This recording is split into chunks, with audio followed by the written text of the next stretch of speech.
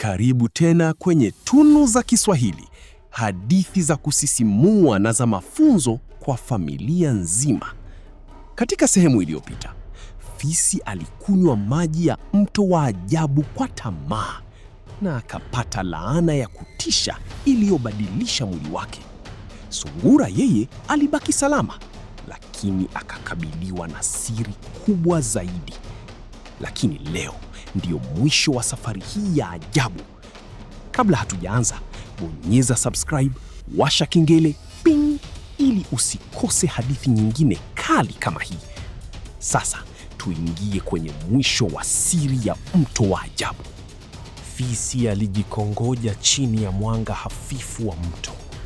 Mwili wake ulikuwa umebadilika kabisa. Macho yake mekundu yalikuwa yakimetameta kwa hasira na maumivu. Alijaribu kukimbia, lakini kila hatua ilimletea uchungu. "Sungura!" alipiga kelele kwa sauti ya kukata tamaa. "Kwa nini sikusikiliza?" Sungura alimsogelea kwa tahadhari. "Sikukufanyia hili, ulijifanyia mwenyewe," alisema kwa huzuni. Kwa mara ya kwanza, fisi hakujibu kwa kejeli. Alikaa kimya. Maji ya mto yakaanza kung'aa tena, lakini safari hii yalikuwa tulivu zaidi. Sauti ya mto ikasikika. "Sungura, umeona kilichotokea kwa yule aliyekuwa na tamaa?" Sungura akainamisha kichwa. "Ndiyo, nimejifunza." Mto ukaendelea. "Maji yangu hayatoi utajiri wala nguvu za bure. Yanatoa kile kilicho ndani ya moyo wa mnyama." Sungura akashangaa. "Unamaanisha nini?" Sauti ikajibu. "Mwenye tamaa hupata maangamizi. Mwenye hofu hupoteza nafasi. Lakini mwenye hekima huona ukweli." Ghafla, maji yakaanza kuzunguka polepole. Mwanga mweupe ukatokea mbele ya sungura.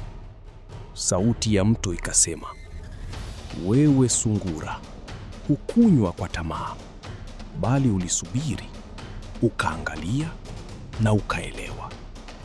Kwa hiyo, nakupa zawadi si ya mali, bali ya maarifa." Mwanga ukaingia kwenye macho ya sungura. Ghafla, alianza kuona mambo kwa njia tofauti. Aliona hatari kabla haijafika. Aliona uongo kabla haujasemwa. Alielewa tabia za wanyama kwa haraka zaidi. Sungura akagundua, hekima ni nguvu ya kweli. Fisi alijaribu kuinuka tena, lakini mwili wake ulikuwa dhaifu sana. Alimtazama sungura.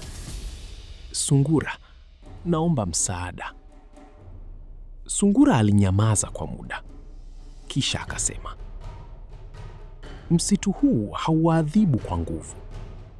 Unawaonesha matokeo ya chaguo zao." Aligeuka kumtazama fisi kwa huruma. "Bado unaweza kubadilika, lakini si kwa tamaa." Fisi akainamisha kichwa.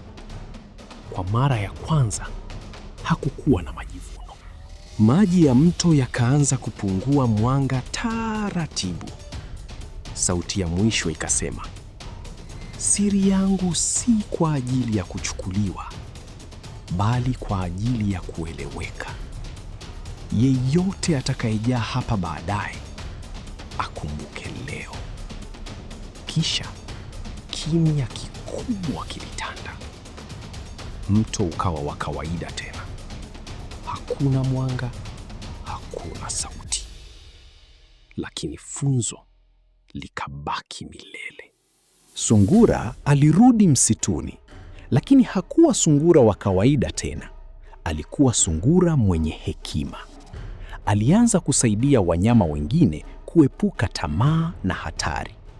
Na fisi alibaki akijifunza pole kwamba nguvu bila hekima ni hatari. Na kila mnyama msituni alianza kusimulia hadithi mpya, hadithi ya sungura na fisi, na siri ya mto wa ajabu. Asante kwa kutazama hadi mwisho wa hadithi hii kwenye Tunu za Kiswahili. Ikiwa umeipenda hadithi hii, subscribe, like na share. Na usisahau, kila tamaa ina gharama, lakini hekima huokoa maisha.